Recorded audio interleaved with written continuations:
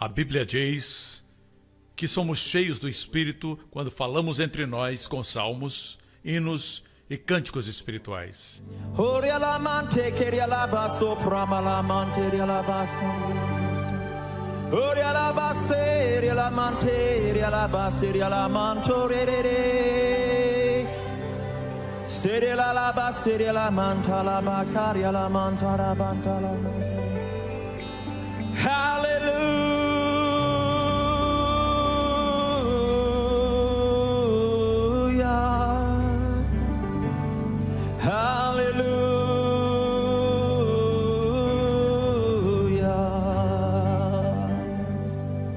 Serialamante calabasamba,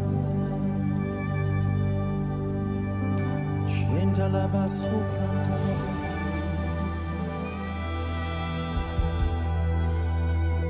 Serialamanamantu Karabaramantarabandarabanshamparamanta.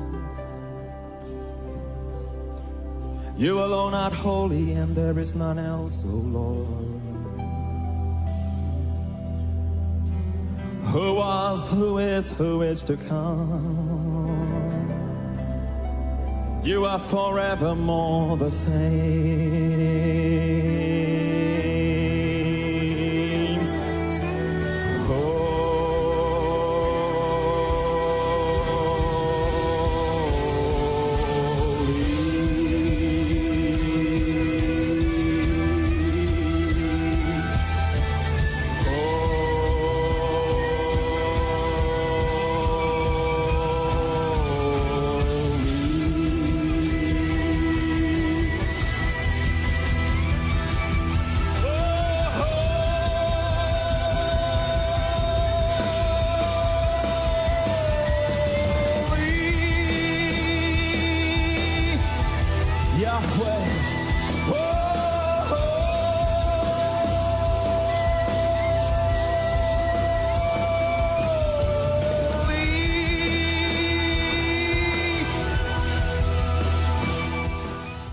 Seja curado em nome de Jesus, do topo da cabeça à sola dos seus pés.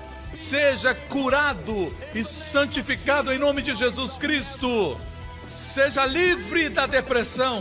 Seja livre do medo. No nome de Jesus Cristo de Nazaré. Sim, em nome de Jesus, seja livre.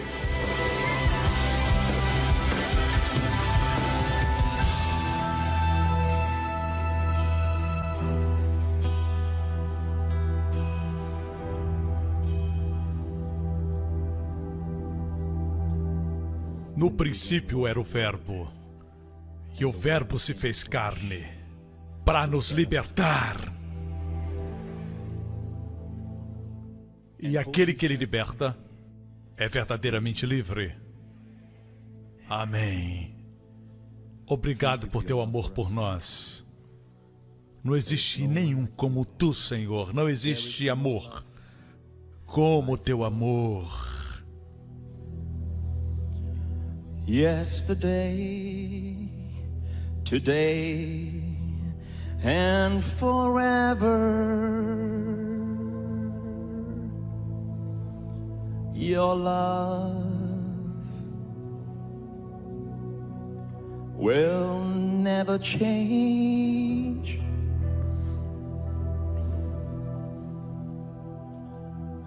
Forever,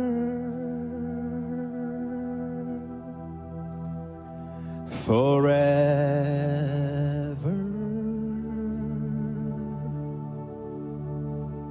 His grace endures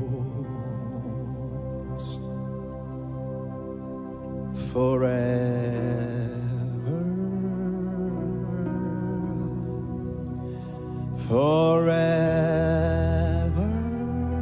every morning the same, forever, every evening the same, forever.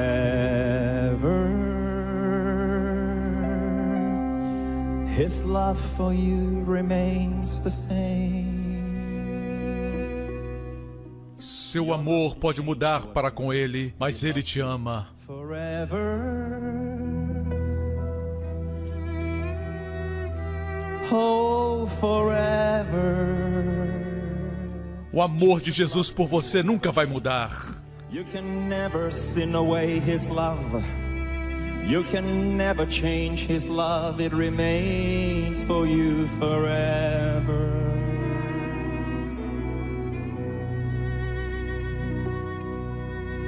Yesterday, today, and forevermore the same. Lord of lords, King of kings, Jesus of Nazareth. O Son of righteousness, bright and morning star, Lion of the tribe of Judah. Te louvamos, Senhor. Levante sua mão e adore a Ele. Da tua plenitude recebemos. Grace upon grace upon grace upon grace upon grace upon grace upon grace. Grace upon grace upon grace we receive of your fullness, O Lord.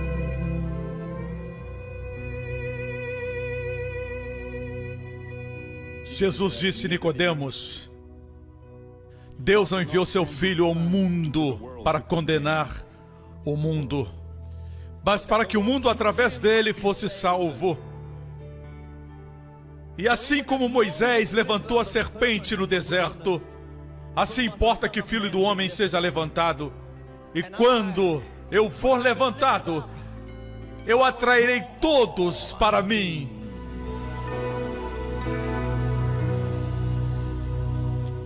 Porque Deus ama você.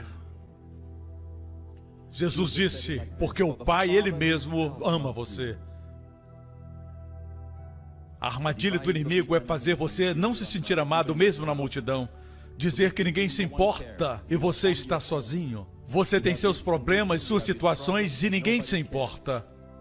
Mesmo os que te amam, eles não se importam, é isso que o inimigo quer te dizer. Mas amigo, escute, existe um que cuida de você, um que sabe tudo sobre você. Ele infinitamente conhece tudo sobre você. E mesmo assim, Ele ama você. Eleve as suas mãos para Ele. Bless His name, bless His name, bless His holy name. Come on. Sound for His name, His lovely name, the name of Jesus. Lift your hands and let Him love you. Let Him love you. Jesus. Bless the Lord, bless the Lord, bless the Lord. The King of kings, God of all gods, Ancient of days. Oh, the root and offspring of David. Hallelujah, hallelujah.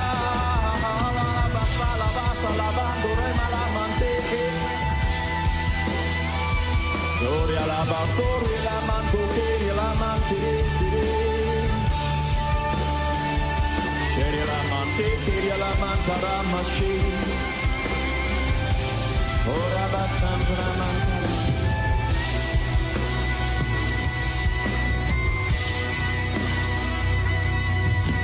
Bless the Lord our God.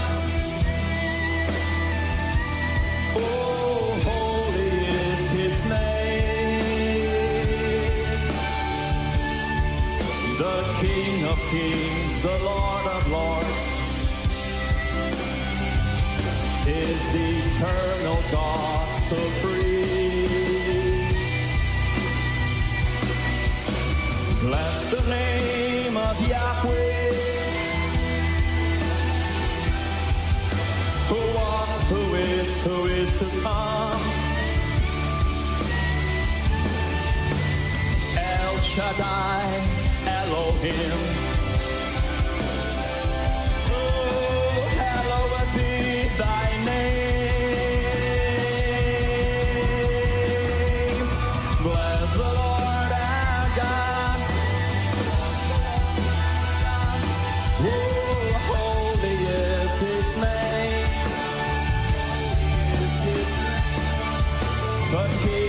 Kings, the Lord of Lords,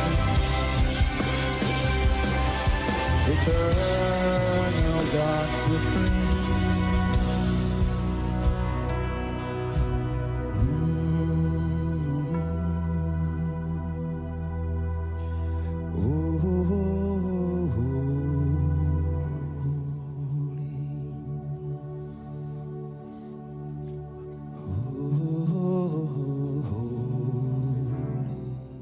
Respire fundo. A unção do Senhor está nesse lugar. Onde você estiver nos assistindo, respire a frescura do seu maravilhoso sopro de vida e saúde e paz e favor.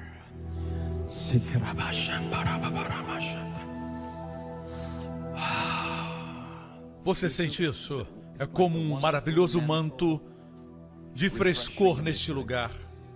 Você sente isso? Você pode sentir. Agora olhe para o seu corpo, se você sabe que alguma coisa aconteceu com você, se a dor foi embora, se o problema foi embora, se o desconforto não está mais no seu corpo, faça um sinal para mim agora mesmo. Irmão, olhe ao redor, não olhe para o púlpito agora. Balance a mão agora para que todos vejam, rapidamente. Glória a Deus, glória a Deus, glória a Deus. Vamos dar a Jesus todo louvor. Vamos lá, irmãos, louve o seu nome. Veja, você que está nas galerias, deixe que as pessoas aqui embaixo escutem, ok? Grite o seu nome. Quem te salvou? Quem te curou? Quem te ama? Quando você não tem a quem recorrer, quem você busca? Quem vai sempre estar com você e nunca vai te abandonar? Jesus! Amém! Glória a Deus!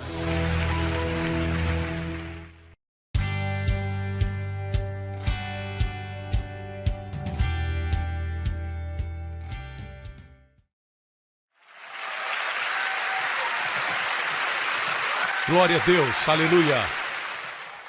Outro tempo maravilhoso na palavra de Deus. Como vocês estão? Procure pelo menos 3 pessoas perto de você e diga: alguma coisa boa vai acontecer neste culto. Encontre alguém que parece triste atrás de você. Alguma coisa boa vai acontecer com você, amém? Todas as vezes que o Senhor está conosco, alguma coisa boa acontece. Mas você pode dizer: pastor, mas o Senhor sempre está conosco. Sim. Mas quando o seu povo se une, existe uma unção corporativa. Amém? Existe uma manifestação mais forte da sua presença. A unção é tanta que as enfermidades são curadas. Cadeias são quebradas. Você sabia que a maior ideia de Deus, antes da queda de Adão, o segredo da mente de Deus era o seu filho e sua noiva. A noiva do filho. A igreja foi ideia de Deus, no coração de Deus, na mente de Deus, antes mesmo de Adão cair. A igreja não surgiu porque Israel rejeitou o Senhor Jesus como Messias. Então o pai disse: eu vou confortar o meu filho, e ele teve a ideia da igreja. Não, a igreja estava no coração de Deus. O apóstolo Paulo diz que a igreja é um mistério escondido através das eras. E aqui está você, olhe para você, glória a Deus, a igreja de Jesus Cristo viva e abençoada. E as portas do inferno não podem prevalecer contra a igreja. Veja, não tenha a impressão de que as portas estão atacando você. Nenhum inimigo ataca com os portões. Os portões do inferno não prevalecem contra a igreja, significa que nós estamos atacando os portões do inferno. Amém? Soltando os cativos. Amém? Os liberando. E as portas do inferno não podem segurar a igreja. A igreja de Jesus Cristo marcha. Nossas armas não são materiais. Amém? Nossas armas não são armas físicas. Nós falamos e pregamos e ensinamos e vidas são transformadas. Amém, igreja? Eu quero ler para você um testemunho antes de começar. Você sabe que recebemos muitos testemunhos e testemunhos devem ser compartilhados. Existiu uma mulher que tinha um fluxo de sangue, ela estava com uma hemorragia. Por 12 anos, a Bíblia diz que ela procurou muitos médicos e piorou. Então a Bíblia diz que ela ouviu falar de Jesus. O que ela ouviu não foi um capítulo da Bíblia. Nós estamos aqui ensinando a palavra de Deus, mas ela ouviu um testemunho. Ela ouviu alguém dizendo que seu filho havia sido curado, ou tio de alguém que era leproso e vivia na colônia do lado de fora de Jerusalém, nas montanhas. Ele voltou para casa completamente purificado e perguntaram: quem te curou? Ele disse: foi Jesus. Ela ouviu testemunhos como esse. A Bíblia diz que quando ela ouviu falar de Jesus, ela veio por detrás e tocou na orla dos seus vestidos. Mesmo a orla dos seus vestidos fizeram aquela mulher ficar sã, livre daquela enfermidade que a atormentava por 12 anos. Amém? Ela teve uma revelação de Jesus e quando existe um testemunho, deve ser compartilhado. Nós temos o testemunho de graça, muitas vezes você ouve os temores do inimigo sendo impartidos. O inimigo tem temores, a Bíblia diz isso, a Bíblia diz que se você crê que existe um Deus, os demônios também creem e tremem. Amém? Mas isso não os salva. Esse tipo de fé, os demônios também têm. Eles creem que existe um Deus. Mas isso os salva? Não. Não somente os demônios creem e tremem. Essa palavra tremer quer dizer que eles estão sempre tremendo. Esse diabo é medroso. É um diabo que fica tremendo. Vocês me escutam?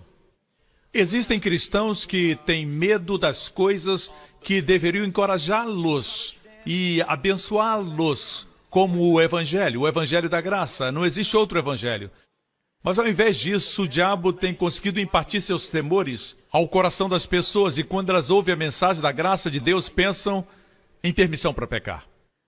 Não deveria ser assim. A Bíblia diz em Romanos capítulo 6, versículo 14, porque o pecado não terá domínio sobre vós, porque não estáis debaixo da lei, mas debaixo da graça. Assim, quando o pecado não tem domínio sobre você, quando você não está debaixo da lei, mas debaixo da graça, eu sei que vai contra o raciocínio humano. O raciocínio humano diz que o pecado não terá poder sobre você quando você está sob a lei. E você conscientemente guarda a lei, mas ao invés disso diz que ele não tem poder quando você está sob a graça. Por isso os pregadores devem se esforçar para colocar as pessoas sob a graça. Amém? Revelar para o mundo. O mundo entende. Faça o bem, receba o bem. Faça o mal, receba o mal. O mundo já entende isso. Amém? Todas as filosofias dos homens ensinam isso. O mundo não entende que podemos receber o bem que não merecemos, porque outro recebeu o mal que ele não merecia. Isso é graça. A graça não é básica, a graça é o Evangelho. E aqui temos um exemplo de como a graça transformou esse casal. Eu recebi esse testemunho ontem à tarde e chegou recentemente desse precioso casal que compartilha. Meu marido, essa mulher diz, meu marido e eu temos estado casados por 33 anos, mas através dos anos nosso casamento começou a fracassar. O que você faz quando o vinho do seu casamento acaba? Convide Jesus. Amém? Você precisa de uma terceira pessoa no seu casamento. O seu nome é Jesus. Amém? Ele é o único que pode conectar vocês dois. Se torna muito cansativo e exaustivo quando nos concentramos somente um no outro. Porque ambos temos pés de barro. Se focalizarmos um no outro, se torna muito ruim, dolorido, como água, e o vinho acaba. Mas quando o nosso foco está em Jesus e nos ocupamos com Ele, nos envolvemos com as coisas do Senhor, nosso casamento fica interessante. E voltamos um para o outro maravilhados, um sentimento de fascinação. Temos estado casados por 33 anos, mas nosso casamento começou a fracassar. Oramos, clamamos e buscamos muitas fontes e pessoas para nos ajudarem. Fomos para muitos conselheiros matrimoniais e alguns sugeriram até que nos divorciássemos. Finalmente, nos separamos, mas não nos divorciamos. Porque acreditávamos que o divórcio não era a resposta. Estávamos quebrados. Um dia me apresentaram ao programa do pastor Prince quando eu estava tendo comunhão com um amigo. Seus ensinamentos sobre a graça me mudaram. Veja aqui, graça. Não diz que foram os ensinamentos sobre a lei. Na verdade, pessoas assim já se sentem acusadas pela lei. Seus ensinamentos sobre a graça me mudaram. Muitas vezes eu me sentava, chorava, pensando por que não entendi a graça nesses anos que sou crente. Depois de assistir o programa por alguns meses, eu sugeri ao meu marido que ele deveria escutar também ao pastor Prince. Veja aqui que ela sugeriu com muito cuidado para o seu marido. Cuidadosamente ela sugeriu. Se o seu marido não é crente, e ele diz, por que você só vive escutando a pregação desse cara? O que é isso? É ciúme? Você deve dizer somente isso. Quando esse homem prega, diga isso. Quando ele prega, eu penso em você. Todas as vezes que eu escuto ele pregando, me faz amar você mais. Me faz te amar mais. Entender você melhor. Hã? Não volte para casa e aponte o dedo para ele e diga... Ah, você é um filho de Adão. Você é horrível. Talvez você esteja até endemoniado. Não faça isso. Não venha apontando o seu dedo. Amém? Venha com amor, diga todas as vezes que escuto o pastor, eu tenho vontade de amar você mais, entender você mais, ser mais graciosa. Amém? Então o sujeito vai dizer, vai, volte, escute mais, vai, mulher.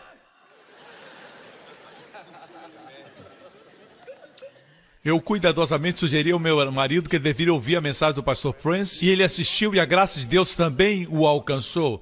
Não demorou muito para o nosso casamento começar a mudar significativamente. Nós nos sentimos curados pelo poder de Deus no nosso casamento e eu considero um milagre. Veja, a cura não é somente para corpos ou para mentes deprimidas, mas também para casamentos. Quando Jesus compareceu a um casamento, ele comprimiu o tempo e transformou água em vinho. Amém? Eu glorifico e louvo o maravilhoso nome de Jesus pelo glorioso Evangelho da Graça. Agora somos verdadeiros ministros do Evangelho, graças a Deus pelo dom indizível e obrigado, pastor, por ser fiel à verdade. A Deus seja a glória e o louvor. Amém? Veja como no Antigo Testamento existe uma bênção chamada Shalom. Quando você tem Shalom na sua vida, você prospera. Seu corpo prospera, suas finanças prosperam, todo o seu ser prospera. Essa é a palavra shalom. Ela vem da palavra pagar, pagamento, shalem. Em Israel, muitas vezes eu falo hebraico com o vendedor, porque não quero que os pastores saibam, mas eles já aprenderam a língua. Eu quero pagar pelo que eles estão comprando. Talvez comprem sandálias ou alguma outra coisa, e eu digo animi shalem. Ani Michalem significa, Ani, eu pagarei por isso. Não é ele que vai pagar, você entende? Mas meus pastores já estão espertos nas viagens em Israel. Amém? Se digo Ani Michalem, eles sabem, porque já preguei sobre isso. Assim, a palavra Shalem é a raiz da etimologia de Shalom. Quando falamos paz para alguém, não esqueça que já foi pago. E quem pagou? O Senhor Jesus. Na cruz ele disse Ani Michalem. Eu estou pagando por sua paz, eu estou pagando pela prosperidade dessa senhora e pelas bênçãos do seu casamento. Amém? Está tudo pago. Posso ter um amém? Como podemos aumentar esse shalom, essa paz? A palavra shalom também é saúde. Saúde para a mente e para o corpo. Como posso aumentar? Quantos querem aumentar a saúde?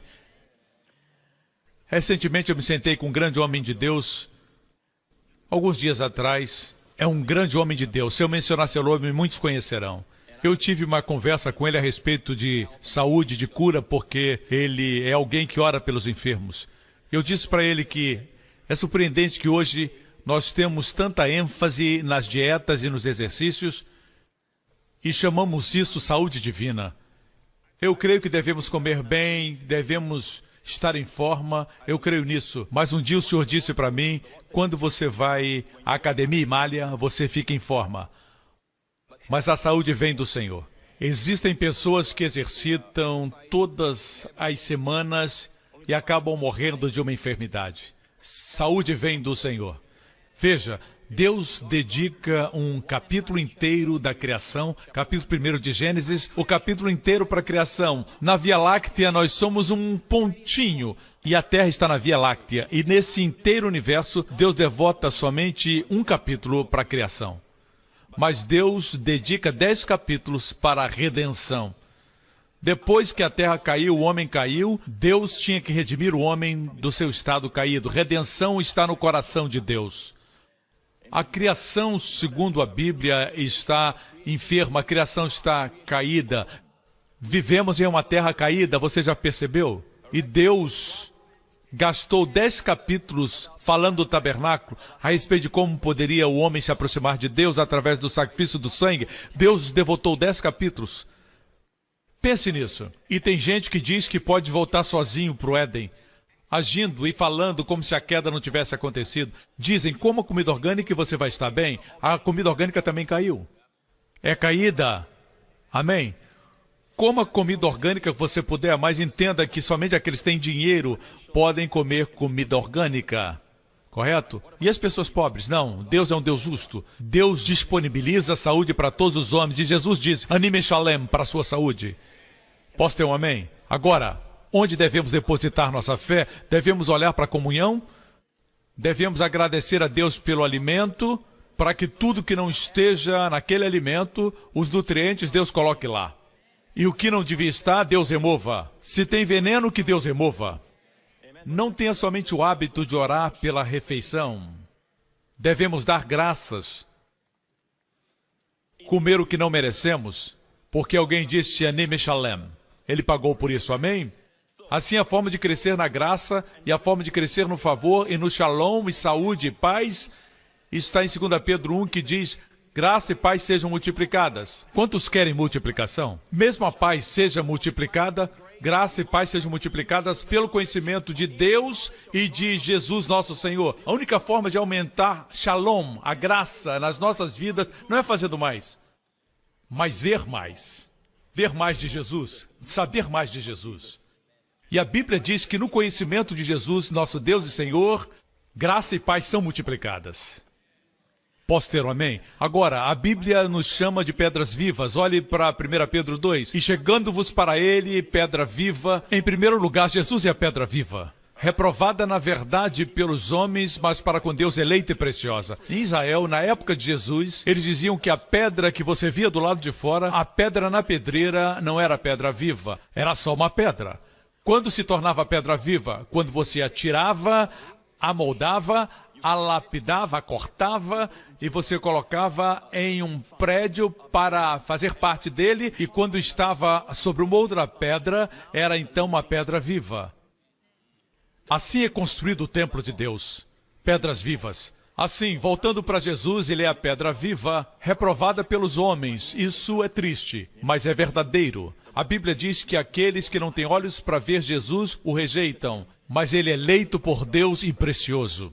Na verdade, a Bíblia diz que no momento em que Israel rejeitou, na rejeição final, no capítulo seguinte, Jesus foi transfigurado, sua face brilhou como o sol. É como se os céus dissessem, se a terra o rejeita, o céu o glorifica. Amém? Para com Deus eleita e preciosa. Vós também, como pedras vivas, porque nós, como igreja, somos pequenas pedras tiradas dele. A mesma vida que estava nele foi impartida a nós. Se você crê em Jesus Cristo, você é pedra viva, edificados casa espiritual e sacerdócio santo, para oferecer sacrifícios espirituais agradáveis a Deus por Jesus Cristo.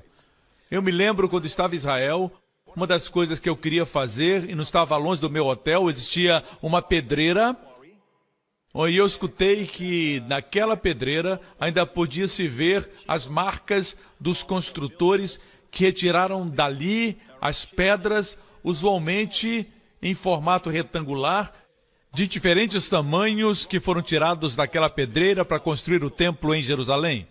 Eu fiquei animado de ir ver aquela pedreira e eu fui para a pedreira um dia, tirei um tempo para ir lá e eu não podia ver muito porque parece uma pequena montanha perto do Monte Moriá. Estava num cantinho onde a estrada passava e quase não dava para ver. Você tem dificuldade de ver a entrada, ela é muito pequena, mas quando você entra é como se fosse tão grande como esse auditório.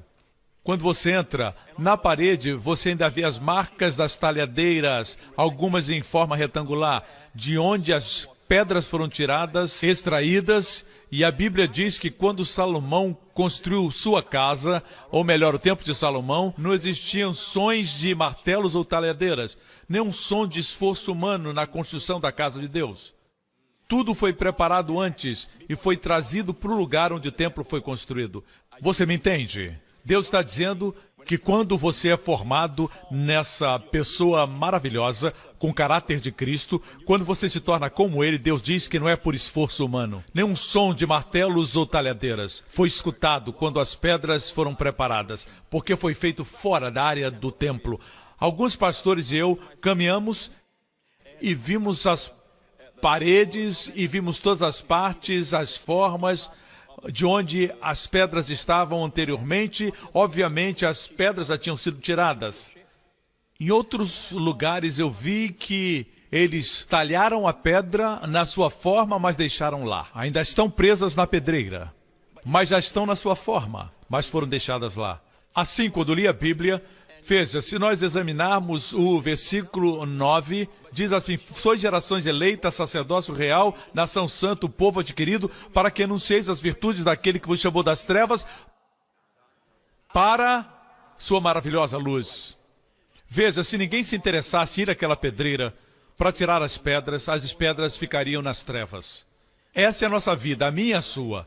Deus nos chamou das trevas. Estávamos crus, estávamos selvagens, estávamos carnais, estávamos materiais. Não nos importávamos com Deus, pensávamos que éramos animais e animais eram a si mesmo, vivíamos pelos nossos sentimentos e fazíamos o que queríamos fazer. Não sabíamos que éramos chamados, que o homem foi criado à imagem de Deus. Estávamos em trevas. Se Jesus não fosse a pedreira, nunca teríamos saído. E Ele desceu e nos encontrou nas nossas trevas. Amém? E Ele nos salvou.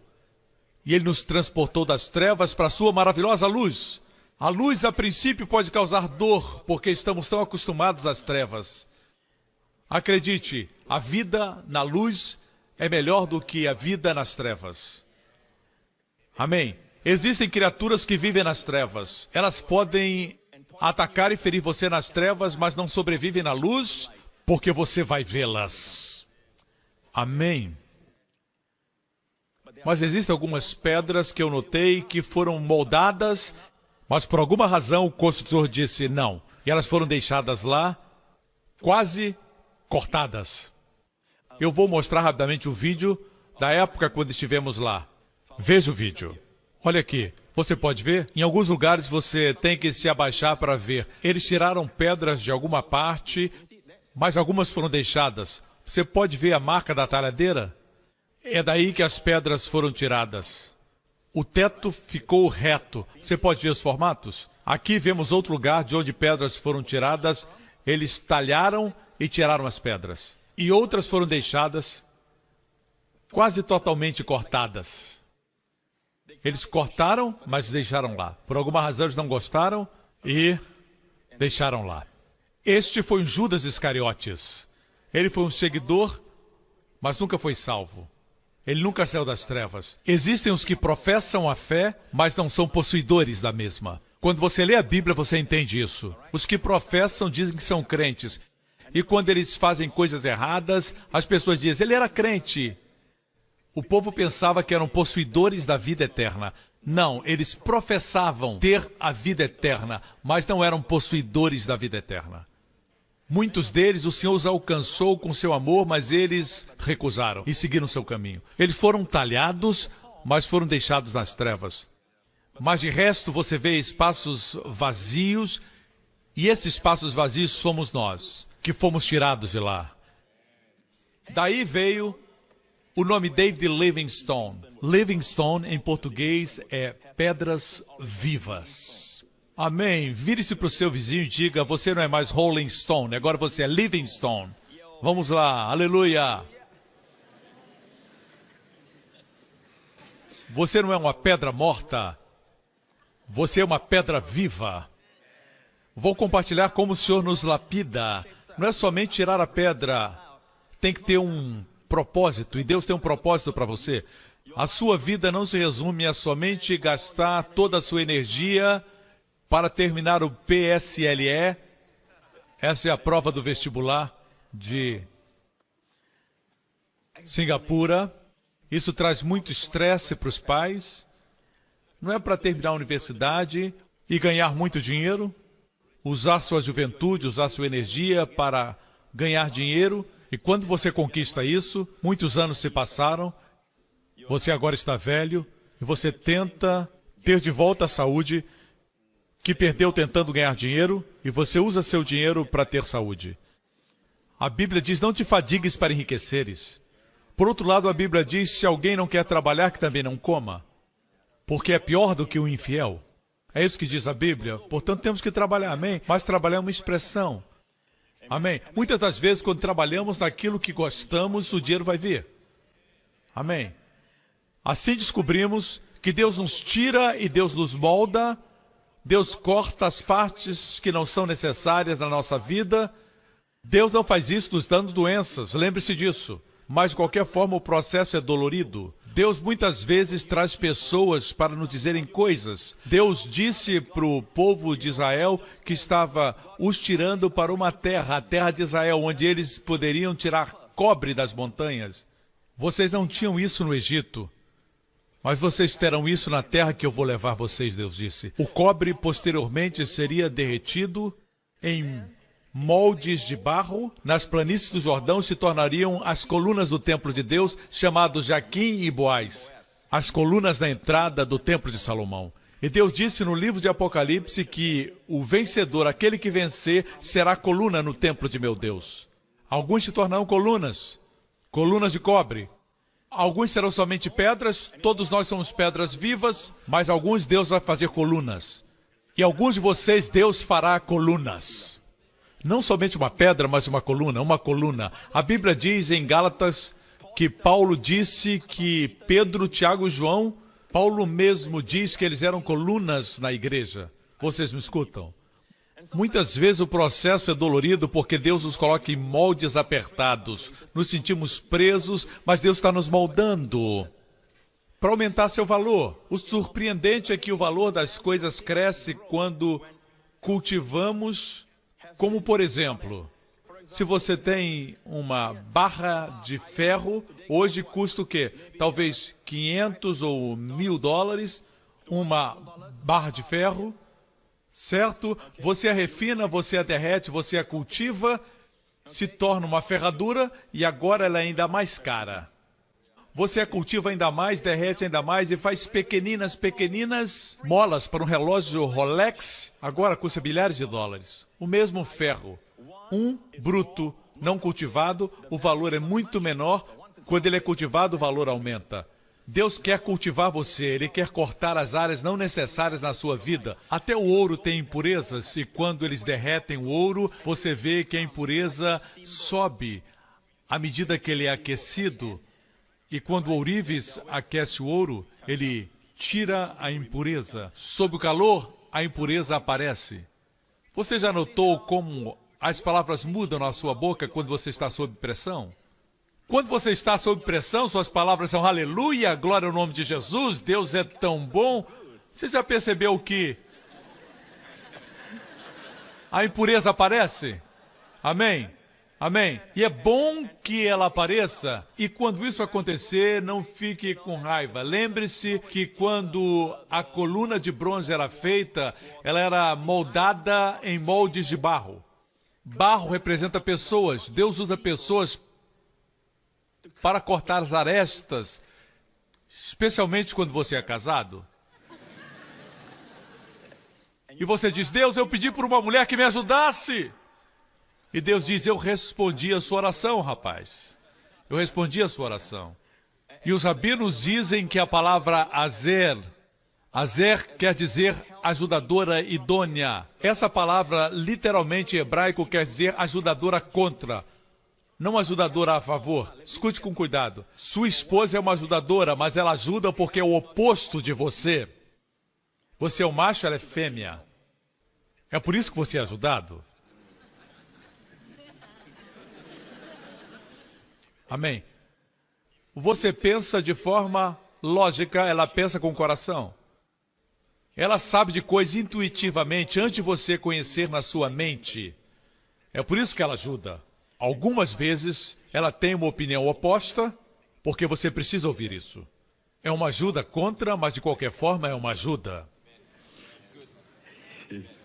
Pregue, Pastor Prince, isso é bom, amém, glória a Deus. Ok, rapidamente, eu vou mostrar para você agora que eu mencionei alguns momentos que Deus quer fazer de você uma coluna. Não somente uma pedra, mas uma coluna. Em Apocalipse diz, aquele que vencer, farei uma coluna no templo do meu Deus. Deus quer fazer de você uma pessoa que não somente é uma pedra, porque até mesmo nas mansões existe um banheiro. E você diz, Pastor Prince, eu não quero fazer nada, eu não quero servir ao Senhor, mas você vai ser usado. Porque todo prédio, toda casa precisa de um banheiro, precisa... Amém? A Bíblia diz que Deus quer fazer de você um vaso de honra. Um vaso de honra, amém? Até mesmo uma coluna. Ser coluna não é para todos. Correto? Mas Deus quer fazer de você uma coluna. Você quer isso? Vamos ver o processo através do qual Ele nos ama, como Ele nos cultiva, como Ele nos desenvolve, como Ele nos molda, até que sejamos como ouro provado no fogo, onde toda impureza é removida. A mulher disse de Jesus no livro de Cantares, sua cabeça é como ouro refinado. Na descrição dela, ele tem ouro na cabeça, ouro nas mãos e ouro nos pés. Tudo sobre Jesus é envolvido em ouro. Ele toca o leproso não é mais leproso. Ele toca o sacerdócio de Arão, que era temporal, e ele se torna eterno. Jesus toca o pouco, 5 pães e 2 peixes, e se tornam muito. Quero falar um pouco sobre Pedro. Pedro era uma pedra. Quando Jesus encontrou Pedro, na verdade foi André, o irmão de Pedro, que o trouxe a Jesus. E André, juntamente com João, eles eram discípulos de João Batista. Certa vez, quando João estava pregando, Jesus apareceu. Em João capítulo 1 está escrito, e eu penso que nenhum sermão é como esse sermão que saiu dos lábios de João. Eu acredito que não foi um sermão, foi uma exclamação. Ele olhou para a glória moral de Jesus, olhou para a beleza e a excelência de Jesus. Em João capítulo 1, João Batista disse, nenhuma pregação foi mais eloquente do que esse pequeno sermão. Ele olhou para Jesus e disse, eis o Cordeiro de Deus. E 2 discípulos de João ouviram o que ele disse. Note que quando você fala de Jesus, os corações são tocados. E a Bíblia diz que ambos deixaram João Batista. E André e João seguiram a Jesus e descobriram onde ele morava. E pediram para ficar com ele. Jesus disse, venham e vejam. E a Bíblia diz que mais tarde André foi encontrar seu irmão Simão Pedro. Seu nome era Simão. Foi Jesus que deu o nome a ele de Pedro. Quando Jesus se encontrou com Pedro, foi isso que aconteceu. André encontrou seu irmão e disse, encontramos o Messias, que é o Cristo. E levou a Jesus, e olhando Jesus para ele, disse, tu és Simão, filho de Jonas, tu serás chamado Cefas, que quer dizer Pedro, pedra. Foi aqui que aconteceu a sua conversão. Amém? Uma pedra. Cefas, no aramaico, quer dizer pedra. No grego, é Petros, que quer dizer pedra. Simão agora seria chamado Pedro. Uma pedra ou uma rocha. Rocha ou pedra. Pequena rocha, pedra. É Cefas. Em outras palavras, ele diz, oi pedra, de agora em diante você é pedra. Simão significa escutar. Simeão, Shimon, de escutar, da palavra escutar. Mas Jesus disse, de agora em diante você será pedra. Você será rocha. Amém? Vamos ver como Jesus o amou e o cultivou. Uma coisa é ser convertido. Eu creio que Pedro se converteu aqui, mesmo não tendo o Espírito Santo, e como teve depois que Jesus ressuscitou dos mortos, mas ele se converteu aqui. Correto? E é possível ser convertido e não ser consagrado. Em outras palavras, você só foi salvo. Você vai à igreja no domingo, mas você não sente emoção e não tem propósito por estar na casa de Deus. E nem funciona. Foi assim com Pedro. Ele era um pescador, ele disse, eu creio que ele é o Messias e vou voltar a pescar. A Bíblia diz que Jesus ainda tinha que o cultivar. Jesus o trouxe das trevas para a revelação de quem ele era, o Messias, e agora Jesus tinha mais trabalho para fazer com ele. Assim, um dia ele estava no mar da Galileia, estava lavando suas redes, e a Bíblia diz que a multidão pressionava Jesus. Eles o apertavam para ouvir a palavra de Deus. E naquele momento eles não queriam cura, eles queriam ouvir a palavra de Deus. Eu acredito que onde a palavra de Deus é pregada, as pessoas pressionam. Outro dia eu estava com minha esposa num certo... Não é exatamente um restaurante, é um quiosque que vende excelente comida. Eu disse para minha esposa, honestamente, se alguém quer começar um restaurante, tem que fazer uma comida realmente deliciosa. E nem vão precisar de propaganda, as pessoas vão fazer a propaganda.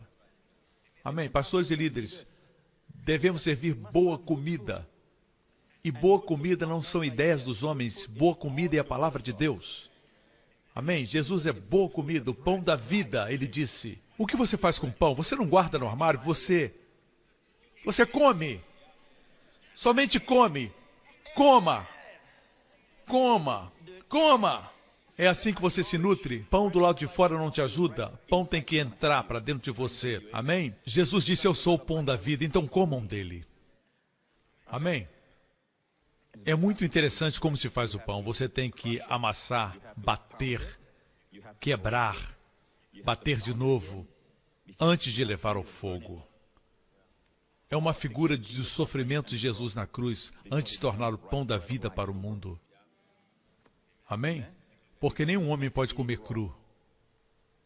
Ele é 3 vezes santo. Ele teve que ser quebrado, levando nossos pecados para nos aproximarmos dele. Voltemos à história. Eles pressionavam Jesus. Jesus olhou e viu o mar da Galileia. Muitos de vocês já estiveram lá. Se você nunca esteve em Israel, você deve ir a Israel. Essas coisas vão receber vida. Amém? Quando você vai lá. Eles pressionavam Jesus. Jesus olhou e viu o mar e tinham 2 barcos, a Bíblia diz. Ele podia ter entrado em qualquer um dos 2, mas a Bíblia diz que Jesus entrou no barco que pertencia a Simão. Tudo tem um propósito. Quando Jesus vem a você pedindo um favor, ele não está pedindo um favor porque ele precisa. É você que precisa. Ele está lhe preparando. Não pense que se o Senhor pede para que você dê qualquer coisa, seu tempo, seu dinheiro, suas palavras de sabedoria para alguém, seja o que for, que você vai perder alguma coisa. Não, ele está preparando você para abençoá-lo. Ele pode fazer coisas sem você. Nós não podemos fazer nada sem ele. Assim é um privilégio e uma honra ser usado pelo Senhor. Amém? Assim aqui, a Bíblia diz que Jesus entrou no barco, Jesus disse para Simão, vá para onde as águas estão, mais profundas. Eles já haviam pescado a noite inteira sem pegar nada. E Jesus disse, vamos para o profundo, Simão, vamos. E lancem as redes, plural, para a pesca. E Pedro olhou e disse, mestre, trabalhamos a noite inteira e não pescamos nada. Ele precisava de uma revelação maior de Jesus. E ele crê em Jesus porque ele disse, contudo, sob a tua palavra, lançarei a rede, singular. Veja, ele obedeceu, sim obedeceu, mas não totalmente. Jesus disse, lancem as redes, plural, muitas redes. Ele disse, ok, nós vamos lançar a rede. E a Bíblia diz que pegaram tantos peixes que não coube no barco, eles tiveram que buscar ajuda de seus companheiros, Tiago e João, os filhos de Zebedeu. João, discípulo amado, eles pediram ajuda. E é assim que as bênçãos serão quando você souber que Jesus ama você. E ele não vai dizer, siga-me, sem cuidar das suas necessidades. A Bíblia diz que a rede começou a rasgar. Você sabe por que a rede começou a rasgar? Porque era somente uma rede. O suprimento era maior do que a capacidade da rede. Deus sempre pensa maior do que você. Você pensa num trabalho, Deus pensa numa posição. Você pensa numa família, casar com essa mulher, Deus pensa em gerações. Deus é capaz de dar muito mais além daquilo que pensamos. E a Bíblia diz que quando os seus amigos vieram ajudar, a rede estava tão cheia de peixes que o barco começou a afundar. E a Bíblia diz que quando Pedro viu isso, ele caiu aos pés de Jesus e a Bíblia diz que ele disse, aparte-se de mim, porque sou um pecador. Eu não sei por que Hollywood quer mudar a palavra de Deus. Mas ele disse, aparte-se de mim. Alguma coisa aconteceu com ele, igreja. É a bondade de Deus que nos leva ao arrependimento. Veja, ele não se arrependeu primeiro e depois Jesus deu aquela pescaria. Jesus abençoou o primeiro e foi isso que o levou ao arrependimento. No Antigo Testamento, sob a lei, você tinha que mudar antes de Deus abençoar você. Mas na graça, Deus abençoou você primeiro e depois você muda. A bondade de Deus o levará ao arrependimento. Veja, pregamos o arrependimento, mas pregamos sob a nova aliança. Amém. Ele ainda não conhecia o Senhor bem. Repentinamente ele viu quem estava no barco. Não era um homem comum. Era o Filho de Deus. André o apresentou como Messias, mas agora ele vê o Senhor como Filho de Deus. Oh meu Deus, eu estou na presença de Deus em carne. E por isso ele prostrou-se aos seus pés e disse, afaste de mim, eu sou um homem pecador. Ele entendeu a sua santidade. É engraçado que ele segura as pernas de Jesus e depois diz, afaste de mim porque sou um pecador. É uma contradição, não é? É como se ele dissesse, eu não posso estar na sua presença porque sou sujo, sou pecador, mas não posso soltar você. Eu posso imaginar que Jesus com um sorriso disse, não tenha medo, de agora em diante você pescará homens. Hollywood diz, vamos mudar o mundo. Mas eu prefiro essa frase, não tenha medo, agora você será pescador de homens. Amém? Bem, então, a Bíblia diz que quando chegaram na margem, deixaram tudo e seguiram a Jesus. Eu acredito que eles fizeram uma reunião e decidiram que venderiam todos esses peixes e com esse dinheiro começariam seu ministério em tempo integral como discípulos de Jesus. Quando ele chegou na sua casa, ele era casado, Pedro tinha uma sogra. Se ele tinha uma sogra, isso quer dizer que ele tinha uma esposa. Essa revelação é profunda. E ele chegou em casa e ele disse, querida, entrei no ministério. Que ministério? Isso quer dizer que você vai deixar de ser pescador? Não, não é isso. Agora eu vou trabalhar com Jesus. Com quem? Com Jesus. E como é que nós vamos comer, rapaz? Ele vai suprir.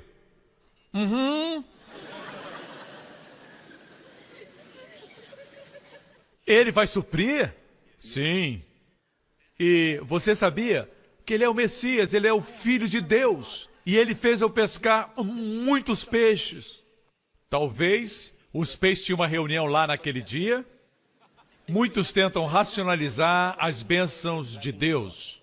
O que eu estou falando é o que deve ter acontecido depois disso. Você deve pensar que ele tinha uma família, uma esposa, tinha uma sogra, correto? E obviamente a esposa faz perguntas. Você tem certeza que era Deus? Você tem certeza que era o Messias? Você tem certeza disso, daquilo? Abandonar sua carreira, que você trabalhou tanto, a carreira que vem desde os seus ancestrais? Eu tenho certeza que essas perguntas foram feitas. Porque após a pescaria maravilhosa, alguns dias depois a Bíblia diz, depois da sinagoga, Jesus foi na casa de Pedro. E a sogra de Pedro estava enferma.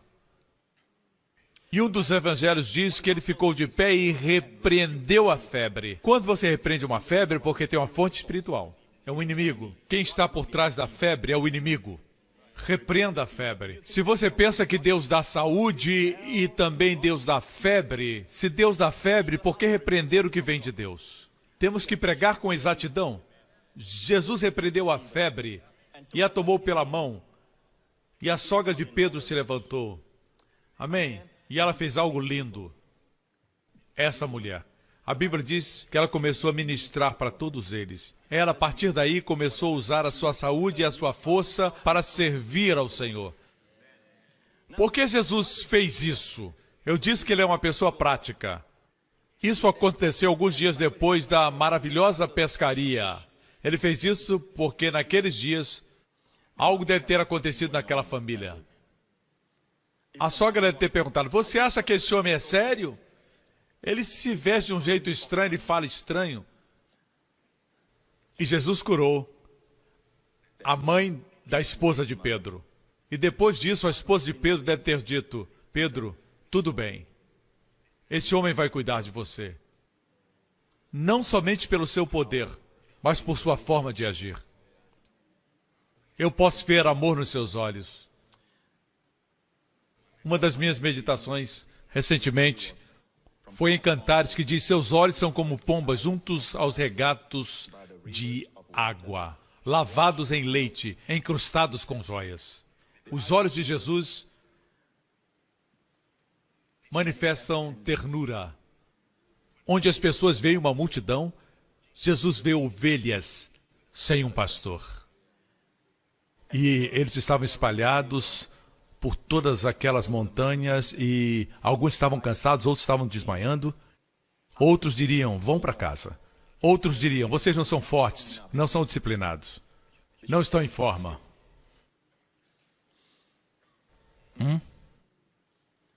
Donos de restaurantes diriam: temos muita carne. Alfaiates diriam: muita lã. Mas seus olhos, olhos como os de pombas, cheios de ternura e compaixão, quando ele olhou para eles, os viu como ovelhas sem pastor. Você sabe que o mundo é um lugar de famintos. O mundo está com fome. Veja o nosso povo cansado. Estão sempre procurando por algo novo. Primeiro foi Twitter, depois o Instagram, depois o WhatsApp. Eles estão famintos. Famintos de realizações. Eles querem ver muitas curtidas. Ver quem está seguindo, quem não está. Pastor, o senhor diz isso porque o senhor não sabe como são essas coisas. Bem, o meu Facebook tem mais de 2 milhões de pessoas agora que curtem. Mas eu não coloco muita atenção nisso. É por causa dele. Eu estou dizendo que as pessoas têm fome. Tudo bem que você tem a sua página porque você faz amigos. Eu disse para Jéssica, para minha esposa, que é uma ferramenta. Não podemos permitir que qualquer pessoa entre no nosso espaço, na nossa casa, só para ganhar curtidas. Pais, tenham cuidado. Mas isso é outro assunto. Quando você olha para Jesus da forma como ele ministra, seus olhos são ternos. Amém? A Bíblia diz que quando o leproso veio a ele não sabia que Jesus usaria o seu poder para o abençoar. A Bíblia diz que Jesus olhou para ele com compaixão. Ele nem pediu para ser tocado, mas Jesus o tocou. Eu amo isso, e você? Assim Jesus tocou a sogra de Pedro e a levantou da sua cama e ministrou para ela. A esposa dele ficou feliz. Quando a mamãe está feliz, toda a casa está feliz. Em função do tempo, nós vamos continuar. Nós precisamos concluir isso agora. Eu quero mostrar como ele nos ama. Como ele nos ama. A Bíblia diz, no outro exemplo, que o seu coração e a sua mão são vistos. Por exemplo, quando ele viu as multidões, isso foi antes da multiplicação dos pães, e eu acredito que isso aconteceu no Monte Arbel, naquela região, e um evangelho diz que pertencia a Betsaida. Um dia eu estava lendo isso e alguém disse que era na área de Betsaida, mas não era Betsaida, pertencia a Betsaida. Em outras palavras, durante o tempo de Jesus, Betsaida era mais distante, era uma área onde cultivavam cevada e essa área pertencia a Betsaida. No Monte Arbel. Muitos viram esse monte quando foram a Galileia. Assim Jesus viu as multidões. Quem viu foi Jesus e não os discípulos. Jesus disse: onde podemos encontrar comida para alimentar todos esses? Ele estava testando os discípulos. E os discípulos disseram: Senhor, mande-os de volta para Tibérias, para que encontrem comida. Eles não tinham o coração que Jesus tinha. Jesus disse: dai-lhes voz de comer. Você sabe, 5 pães e 2 peixinhos alimentaram uma multidão de 5.000 homens. Com mulheres e crianças, mais de 10.000. E 12 cestos cheios sobejaram. A Bíblia diz que as pessoas queriam fazê-lo rei. E Jesus os deixou. Interessante que ele não veio se promover, ele veio salvar os homens. Ele não queria ser adulado, baseado na carne, mas ele queria que eles o adorassem, e o adorassem porque viu nele o que ele é. Mas eles queriam fazê-lo rei como Davi, para expulsar os romanos e assim controlar e reinar sobre aquela terra. Não está registrado como ele fez isso, mas Jesus os despediu. Eles mandou embora. Primeiro mandou seus discípulos descerem do Monte Arbel. Eles o enviou para o outro lado do lago e disse: nós vamos nos encontrar do outro lado, correto? Eu acho que isso aconteceu porque senão o povo não ia embora. Jesus enviou seus discípulos primeiro. cuidou dos discípulos, cuidou da multidão. Ainda era dia. Ele foi para a montanha depois disso, para o Monte Arbel. Ele subiu, os discípulos deixaram, foram para o outro lado e ele mandou a multidão embora. Isso é incrível. Ele foi orar. Ele está num lugar alto. É um quadro de onde Jesus está agora. Pedro não é só Pedro. Pedro representa eu e você. Pedras vivas. Tudo que aconteceu com ele, como Jesus cuidou dele, ele vai cuidar de você também. Vai desafiar você, vai cultivar você, até que você se torne uma coluna. Posso ter um amém? E a história de Jesus subindo o monte é como hoje. Jesus está à destra do Pai na montanha. E a Bíblia diz que quando a noite vem, na quarta vigília, que é a hora mais escura antes que chegue o amanhecer, é a quarta vigília. Quarta vigília é 3 da manhã. Ia, portanto, de 3 da manhã até 6 da manhã, a hora mais escura. A Bíblia diz que da montanha Jesus olhou para baixo, ele estava orando, não esqueça, ele olhou e viu seus discípulos e eles estavam remando. 9 horas tinham se passado. E eles ainda estavam remando. E a Bíblia nos dá a distância que eles remaram. Haviam percorrido só 5 quilômetros. O destino era Cafarnaum, que estava a 16 quilômetros de onde eles estavam. Depois de 9 horas, eles ainda estavam longe. Só haviam percorrido 5 quilômetros porque os ventos eram muito fortes e estavam soprando contra eles. Progredir é difícil sem Jesus. 3 passos para frente, 2 passos para trás, todo o tempo. É lento quando você não tem Jesus no seu barco. O barco é uma figura da igreja. Amém? E Jesus na montanha onde ele está agora, ele ainda tem os mesmos olhos, o mesmo coração, a mesma mão de poder. Ele se importa. Na hora mais escura, ele olhou para baixo e os viu. Seus olhos como os olhos de pombas. Viram os discípulos remando contra o vento, a Bíblia diz. Depois de 9 horas, só remaram 5 quilômetros. E a Bíblia diz que os ventos eram fortes e contrários. E Jesus veio caminhando sobre a água. Que lindo isso!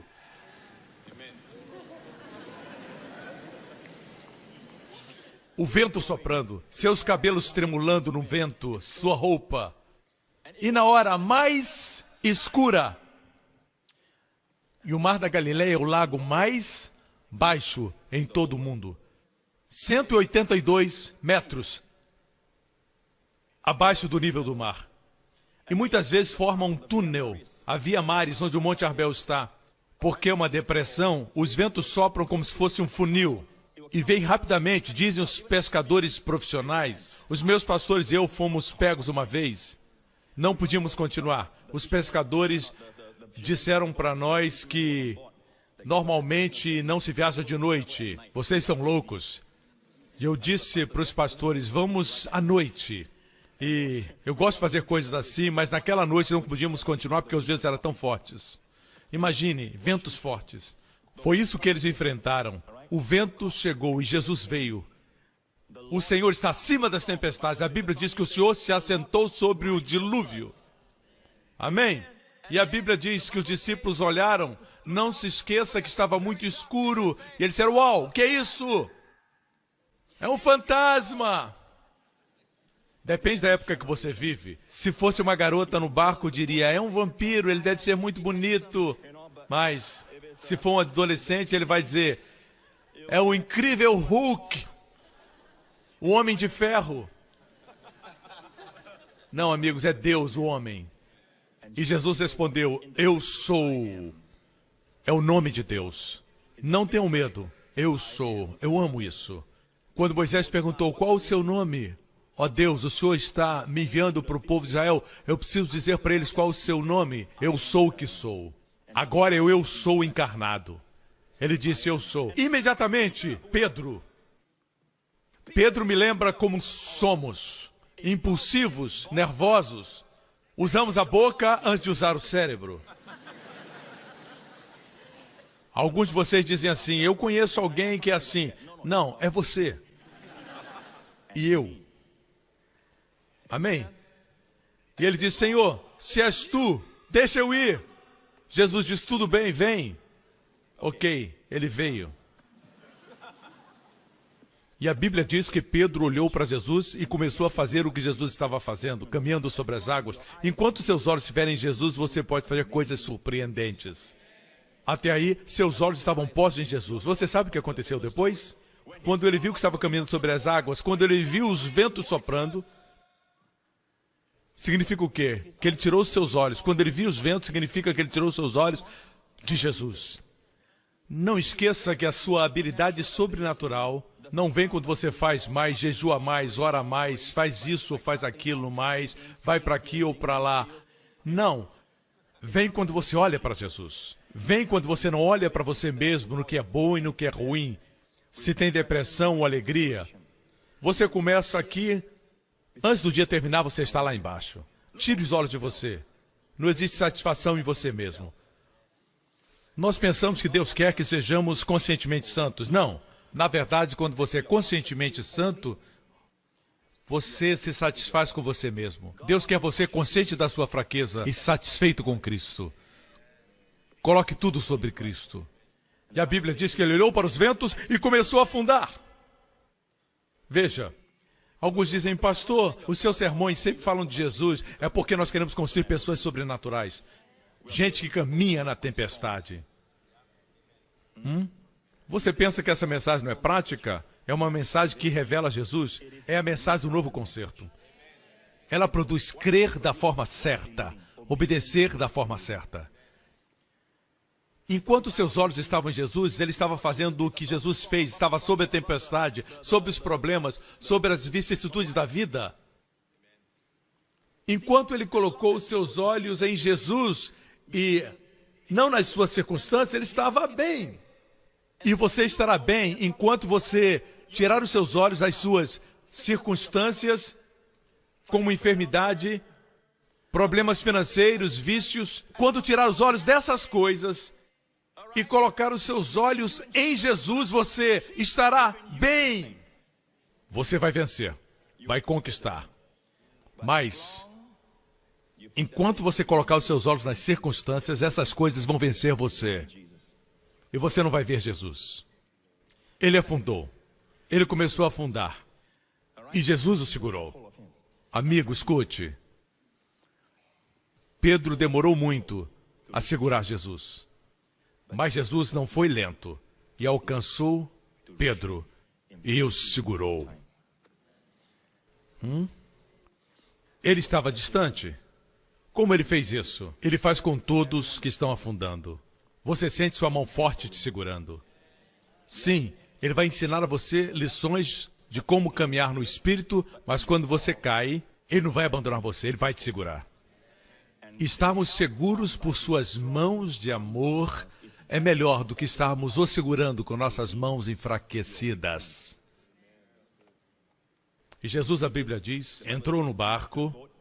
Agora, em outras narrativas, diz que imediatamente, quando ele entrou no barco, os ventos cessaram. João 6:21 diz assim, então eles de boa mente o receberam no barco e logo o barco chegou à terra para onde iam. 5 quilômetros e ele entrou no barco, os ventos cessaram e eles chegaram em terra. As nuvens se dissiparam e eles disseram, onde estamos? Estamos em Cafarnaum. Para o mundo isso seria teletransporte. Você progride quando Jesus está no barco. Você progride quando ele está no seu casamento. Você progride quando ele está na sua escola, na sua carreira, correto?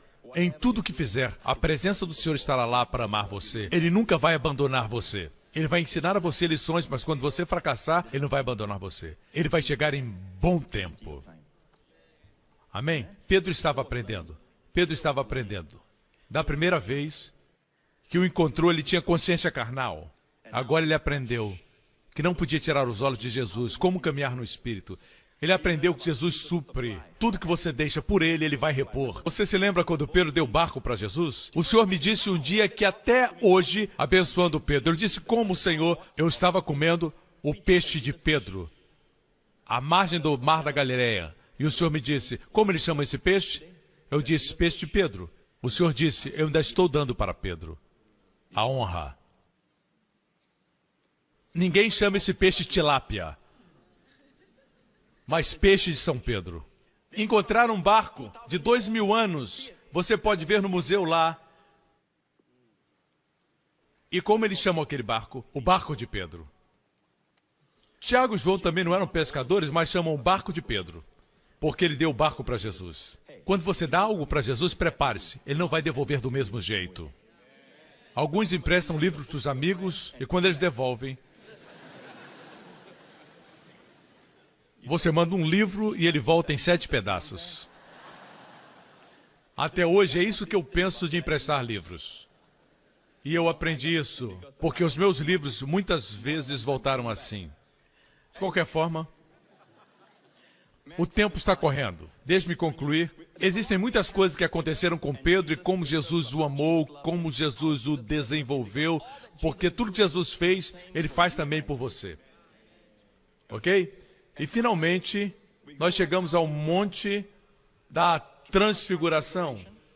Mas antes disso, eles foram para o pé do monte e Jesus perguntou aos discípulos: quem os homens dizem que eu sou? E alguns disseram Jeremias, alguns disseram João Batista. E Jesus olhou para eles e disse: vocês, o que pensam que eu sou?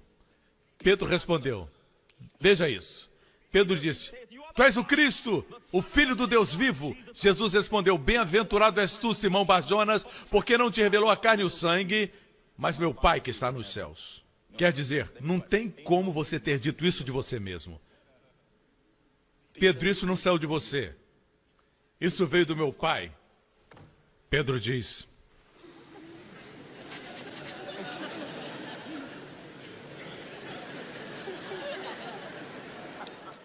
bendito és tu, Simão Bar-Jonas. Meu pai foi abençoado, filho de Jonas. Ele estava se achando o máximo. Então a Bíblia diz, desça um pouquinho. Desde então Jesus começou a mostrar aos seus discípulos, foi a primeira vez que Jesus falou do seu sofrimento e da sua morte. Que convinha ir a Jerusalém e padecer muitas coisas dos anciãos e dos principais, dos sacerdotes, e ser morto e ressuscitar ao terceiro dia.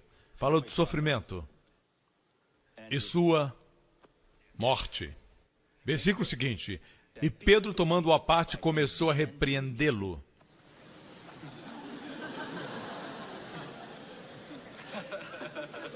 Ele estava se sentindo o máximo, enquanto Jesus falava dos seus sofrimentos.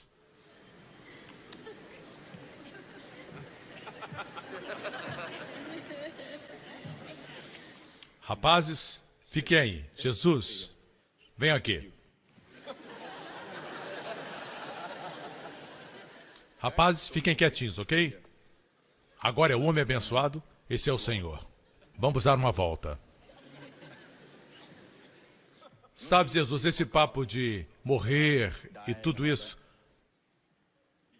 nunca mais diga isso. Soa como é alguém que ama Jesus, correto? Jesus disse para Pedro: para trás de mim, Satanás.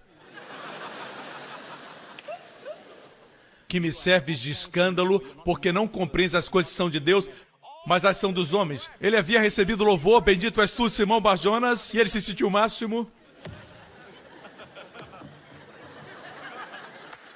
Bendito. Ele chamou Jesus e o repreendeu. Existem pessoas que quando assumem uma posição, esquecem de onde vieram. Eu gosto da forma como Marcos relata. E dizia essas palavras e Pedro tomou a parte, começou a repreendê-lo, mas ele virando-se e olhando para os seus discípulos, ele virou-se para os seus discípulos e olhou para eles. Pedro repreendeu a Jesus e disse: o senhor não vai para a cruz? Ele virou-se e olhou para os seus discípulos, como se dissesse: se eu não for, o que será deles?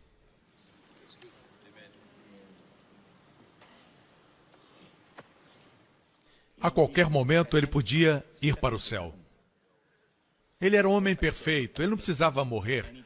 Ele não cometeu nenhum pecado. A qualquer momento ele podia voltar para a glória. Na verdade, depois deste incidente, você encontra que no capítulo seguinte, Jesus está no monte, o Monte Hermon, eu creio, e a Bíblia diz que o seu rosto brilhou como o sol. Uau! E as suas vestes ficaram tão brancas como a luz, a Bíblia diz, e lhe apareceram Moisés e Elias a lei e os profetas, e Jesus estava no centro. A Bíblia diz, e eis, que lhes apareceram Moisés e Elias, falando com quem? Com quem estão Moisés e Elias falando? Com Jesus. E Pedro disse, Senhor, Moisés diz, quem é esse garoto? Elias diz, sei lá, mas nem eu fiz isso quando estive aqui. E Moisés diz, vamos dar uma surra nele? Não, ele não disse isso. Agora, imagine essa glória, o rosto de Jesus resplandecendo, Moisés e Elias estão presentes, e Pedro fala, ninguém perguntou nada a ele. Se Moisés pudesse ficar sem graça, ele ficaria. É bom estarmos aqui, façamos 3 sucotes, tabernáculos. E a Bíblia diz, estando a falar uma nuvem luminosa, Deus teve que responder. Ele disse, esse é o meu amado filho, escutai-o. A Bíblia diz que eles tiveram medo. Não somente medo, muito medo. Deus teve que corrigi-lo. Quando você está na presença de Deus, aprenda a escutar. E não diga o que Deus deve fazer. E a Bíblia diz que Deus falou, este é o meu filho amado, em quem me comprazo, escutai-o. E aproximando-se Jesus, tocou-lhes e disse, levantai-vos e não tenhas medo. Eu gosto disso porque as primeiras palavras de Jesus foram essas, não tenhas medo. Não tenhas medo. Levantai-vos, não tenhas medo. Eles levantaram seus olhos e não viram ninguém, mas somente Jesus. O momento que você coloca Jesus no mesmo nível da lei dos profetas, nesse caso, Moisés e Elias, eles se afastam. Eles sabem que não estão no mesmo nível. Eles olharam, não existia mais ninguém, só Jesus. E eu oro para que esse seja o meu ministério, que vocês não vejam ninguém mais, somente Jesus. Amém, igreja? Vamos terminar. Por causa do tempo, existe muito mais que podíamos compartilhar. Mas vamos agora para a última ceia. E Jesus disse, Lucas 22, disse o Senhor, Simão, Simão, eis que Satanás vos pediu. Imagine se o Senhor disser que Satanás quer você. Algo na vida de Pedro deu a Satanás um tapete vermelho para ele caminhar. Talvez a sua rapidez em dizer coisas. E Jesus está dizendo para Pedro, Pedro, Satanás pediu vocês para peneirá-los como trigo. Ele fala aqui de uma peneira, onde o trigo grosso é peneirado em trigo fino. Mas eu orei por você. Veja, mesmo antes do diabo vir, com suas tentações e os seus ataques, Jesus já orou por você. Jesus já orou por seus filhos. Você me escuta? É isso que ele faz à destra do Pai. Eu orei por você para que a sua fé não desfaleça. Ele não disse que ele não iria fracassar. Pedro fracassou. Mas sua fé não desfaleça. Às vezes você passa pela peneira. Algo em você precisa ser tirado. Mas Satanás sabe quais são os seus direitos, mas ele está debaixo da minha vontade. Ele não pode ir além. Eu vou permitir que você fracasse, mas sua fé não. E fé é manter os olhos em Jesus. Vocês o escutam? Ok? E quando você se converter, fortaleça os seus irmãos. Assim, antes de ele fracassar, Jesus já profetizou seu retorno e o seu ministério de fortalecer os irmãos. Se você ouvisse isso, o que você faria? Você diria, Senhor, eu não confio em mim mesmo, por favor. Senhor, põe as mãos sobre mim e imparta a tua glória e a tua força, é verdade? Imediatamente depois disso, no versículo 33, Pedro disse para Jesus, Senhor, eu estou pronto. Eu estou pronto para ir contigo para a prisão e para a morte. Agora, esse é o tipo de resposta que você esperaria dele? Eu estou pronto? E Jesus respondeu: eu lhe digo, Pedro, que antes que o galo cante hoje, 3 vezes você me negará. Isso aconteceu no cenáculo. Vamos descer? Saindo do cenáculo, vamos para o jardim do Getsemane. Não estamos mais no cenáculo, estamos no jardim agora. Jesus está orando, ele disse: Pai, não minha vontade, mas a tua seja feita. Então prenderam, levaram-no para a casa do sumo sacerdote. Alguns estiveram lá, a casa de Caifás. Pedro seguia à distância. Quando se acenderam um fogo no meio do pátio e se sentaram ao redor, Pedro sentou-se com eles. Era o final da primavera. Era muito frio à noite. Em Israel é muito frio no final da primavera.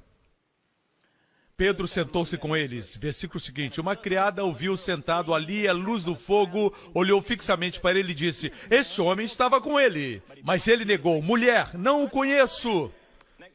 Pouco tempo depois, um homem o viu e disse: você também é um deles. Homem, não sou. Cerca de 1 hora mais tarde, outro afirmou: certamente este homem estava com ele, pois é galileu. Ele notou o sotaque. Pedro respondeu: homem, não sei do que você está falando. Falava ainda quando o galo cantou. No outro evangelho diz que ele amaldiçoou e jurou: não conheço esse homem. Tudo na mesma noite. Agora já era manhã. E o Senhor voltou-se e olhou diretamente para Pedro. Aqueles olhos, como olhos de pombas, junto aos regatos de água, olharam para Pedro. Não esqueça que ele estava sendo açoitado naquela hora. Veja no versículo 63 o que está acontecendo. Os homens que estavam detendo Jesus começaram a zombar dele e bater nele. Eram os servos do sumo sacerdote e cobriram seus olhos e bateram nele. A palavra bater no grego está no tempo imperfeito, quer dizer, eles continuavam batendo nele. Cobriram seus olhos e bateram nele e zombaram dele. Profetiza, quem é que te bateu? E o açoitavam ainda mais. Mas um pouquinho antes de cobrirem os seus olhos, ele se virou. Estava olhando para o sumo sacerdote, ele virou-se e a porta que dava para o pátio estava aberta. Ele olhou e viu Pedro. Eu não creio que foi um olhar que dizia: você viu, você fracassou comigo. Mas foi um olhar que dizia: fica firme, eu vou te restaurar. E quando você retornar, fortaleça os seus irmãos. Eu amo você. Importa que eu passe por isso. Anime Shalom. Amém? Aleluia. É assim que o Senhor nos ama. E ele foi açoitado. O amigo, ele não foi açoitado somente na casa do sumo sacerdote Caifás. A Bíblia diz que depois ele foi levado para Pôncio Pilatos. E lá, a Bíblia diz que eles fizeram isso com Jesus. Então Pilatos soltou Barrabás, mandou açoitar Jesus e o entregou para ser crucificado. Suas costas estavam feridas. Os açoites que Jesus sofreu não foram superficiais. Não ficou nem um pedacinho de pele intacta. Assim foram os açoites. E o levaram. Então os soldados do governador levaram Jesus ao pretório e reuniram toda a tropa ao seu redor. Toda a tropa. Cerca de 500 a 1000 homens ao pretório. O quartel-general. Era um lugar grande. Eles trouxeram todos esses homens para quê? Por que fizeram isso? Um homem indefeso e desarmado. Eles foram chamados para que, um a um, zombassem de Jesus. O versículo seguinte diz: tiraram-lhe as vestes. Pare um pouco e pense. Ser despido diante de 500 a 1000 homens. Amigo, é uma história antiga de amor, que nos remete até o Éden, onde o homem pecou contra Deus. A Bíblia diz que a glória que o cobria saiu. O homem descobriu que estava nu e se escondeu de Deus, e o homem tem se escondido de Deus desde então. É a consciência da vergonha, a consciência que estamos aquém. Bem, amigo, ele assumiu o seu lugar, Anim Shalem, e pagou por sua vergonha, e deu a você dupla honra. Amém. Glória a Deus. Puseram nele o manto vermelho, fizeram uma coroa de espinhos, ajoelhavam-se diante dele zombando, salve o rei dos judeus. Você conhece a história? E Jesus ressuscitou dentre os mortos, e após ressuscitar dentre os mortos, algumas mulheres vieram, 3 mulheres, Maria Madalena, a Maria mãe de Tiago e Salomé, vieram ao túmulo, e a Bíblia diz que elas viram que a pedra havia sido removida. E a Bíblia diz que elas viram um jovem sentado à direita.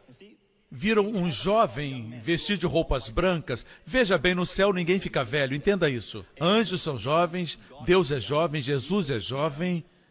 Todos são jovens dos céus. Ninguém fica velho. Deus nunca quis que o homem ficasse velho.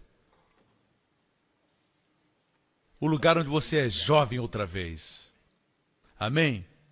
E ele disse para elas, porque ele estava lá com o mensageiro, Jesus deixou uma mensagem para elas, através daquele anjo que, como eu disse, era jovem. Essa foi a mensagem. Não tenham medo, vocês estão procurando Jesus o Nazareno que foi crucificado. Ele ressuscitou, não está aqui. Vejam o lugar onde o haviam posto. Vão e digam aos discípulos dele e a Pedro. Jesus deixou uma mensagem, depois se ressuscitou e disse ao anjo, você tem que mencionar, de todos os discípulos, diga a Pedro. Pedro está em algum lugar, chorando, pensando que se havia desqualificado, que estava terminado. Mas Jesus disse ao anjo, diga Pedro. Você conhece a história. Uma semana depois, Pedro diz para os seus companheiros, vamos pescar. E eu quero que você saiba que no mesmo dia que Jesus ressuscitou dos mortos, depois de enviar a mensagem, através do anjo, Jesus se encontrou com Pedro. Nós sabemos isso por Lucas 24. Jesus apareceu para Simão. O que aconteceu ali, a Bíblia diz que está coberto com véu. Deus não permitiu ninguém lá quando ele o restaurou. O que você vê uma semana depois é sua restauração ao ministério.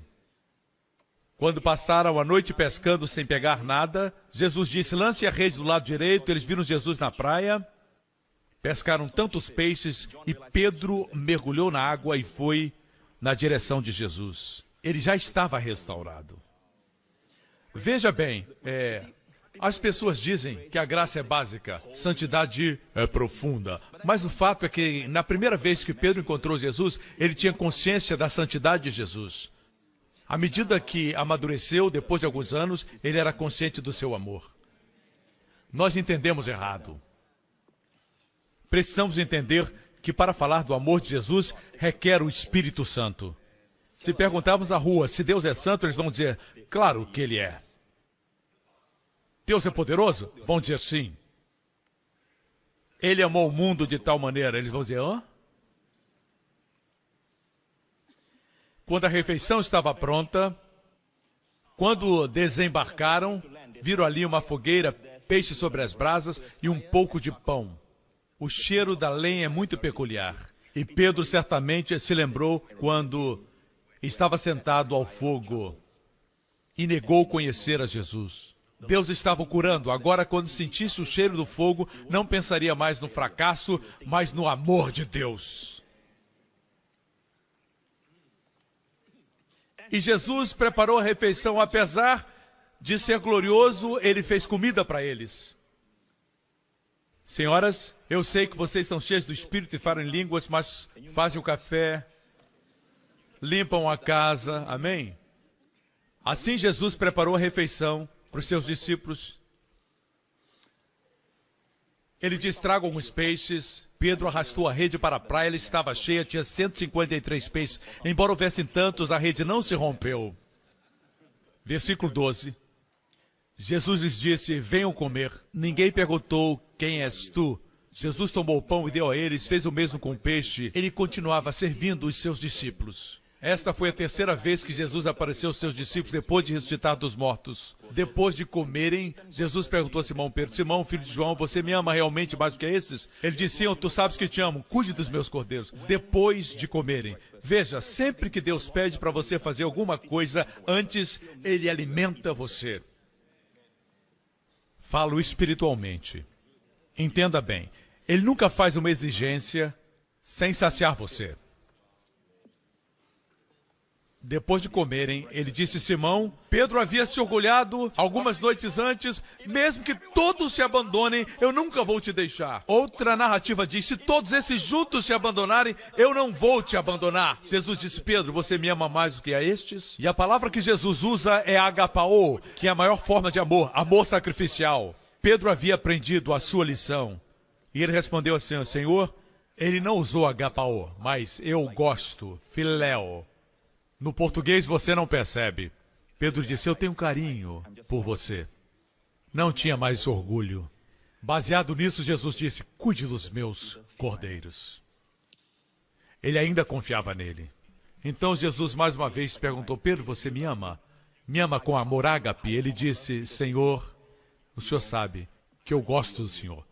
Eu gosto do Senhor, mas não a ponto de dar a minha vida. E aqui Jesus diz: pastorei as minhas ovelhas. Pela terceira vez, Jesus disse: Simão, você me ama? E nessa terceira vez, Jesus muda a forma. Ele desce ao nível de Pedro, ele diz: Pedro, você gosta de mim? Ele diz: Senhor, você sabe de tudo. O Senhor sabe que o meu amor pelo Senhor está somente no nível de filéu. E Jesus diz: cuide das minhas ovelhas. Qual é a coisa mais próxima do seu coração? Antes de ele subir e estar com o Pai, suas ovelhas. E para quem ele confiou as suas ovelhas? Para um homem que fracassou ao ponto de negar que o conhecia. Uau! Onde o pecado abundou, a graça superabundou. Se fosse eu, escolheria quem nunca me negou. Alguém que sempre foi fiel. João, Tiago e até o Bartô. Eu me refiro a Bartolomeu. Qual o mal que fez Bartolomeu? Nenhum. Mas a graça é diferente. A graça abunda onde existem mais fracassos. Para que um dia Pedro se levantasse no dia de Pentecoste. De todos os discípulos, foi Pedro que pregou um sermão. Não teve medo mais dos judeus. Eram os que o conheciam, estavam lá quando ele negou Jesus. Ele pregou para eles e disse: vocês mataram o Messias, o príncipe da vida, a quem Deus ressuscitou dos mortos. E eles trouxeram para o coração, e a Bíblia diz que 3.000 pessoas foram salvas com seu sermão. Ele se tornou uma coluna. E é assim que ele vai amar você. É assim que ele ama você hoje. Muitas vezes a correção vem através da boca de alguém, da sua esposa, dos seus amigos e às vezes dos inimigos. Permita-se ser cultivado. E se você cair, não será o fim. Ele está lá para levantar você. E ele vai dizer: quando você se converter, fortaleça os seus irmãos. Igreja, esse é o seu Salvador. Esse é nosso Senhor. Quão lindo Ele é. Vamos dar a Ele louvor. Aleluia. Obrigado, Jesus. Amém. Agora mesmo, se você quer receber o que Cristo fez, em outras palavras, não sair daqui do mesmo jeito que você entrou, perdido nos seus pecados, como aquelas pedras daquela caverna escura. Você ouviu a palavra? A extração se iniciou. Deus quer trazer você das trevas para a sua maravilhosa luz. Mas você tem que dizer sim, você tem que permitir ser salvo. Permitir que você seja amado. Se esse é você onde você estiver agora, faça essa oração comigo nesse momento. Se você está assistindo pela televisão, ou talvez pela internet, faça essa oração do seu coração. E Cristo entrará na sua vida. E você se tornará liberto das trevas e entrará no reino da luz.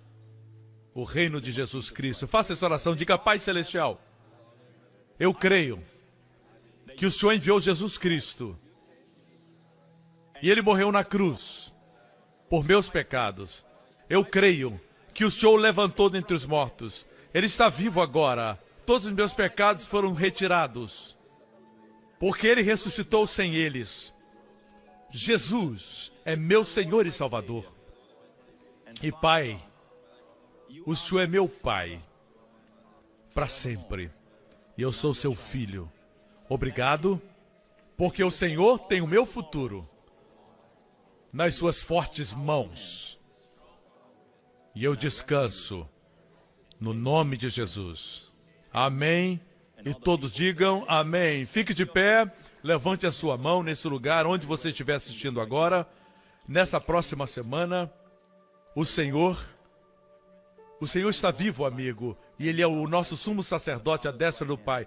Em breve Ele virá entre as nuvens e virá para você e para mim. E é isso que o Senhor está fazendo, estendendo as suas mãos sobre você e a sua família e dizendo para você: o Senhor abençoe você com as bênçãos de Abraão, as bênçãos de Deuteronômio 28. O Senhor o guarde. O Senhor preserve você e os seus amados nessa semana de todos os perigos, de todos os acidentes, de todas as enfermidades e doenças, de morte súbita, de todos os poderes das trevas, de todos os poderes do mal. O Senhor faça a sua face brilhar sobre vocês, seja favorável para com vocês, que o Senhor levante a sua face e conceda a você e aos seus amados sua paz, shalom, em nome de Jesus. E todo o povo diga amém, amém, amém. Deus abençoe você. Vejo você da próxima vez. Vocês são pedras vivas. Deus abençoe vocês.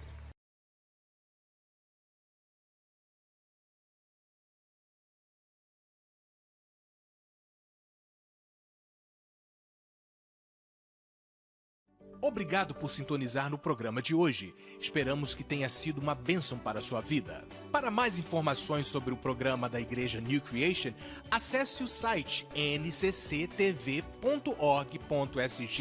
Lá você poderá se inscrever para receber um devocional diário do pastor Joseph Prince. Seja incentivado e fortalecido todos os dias e saiba o quanto Deus lhe ama através desses devocionais. Acreditamos que o seu dízimo pertence à igreja que você frequenta e oramos para que você seja grandemente abençoado, altamente favorecido e profundamente amado.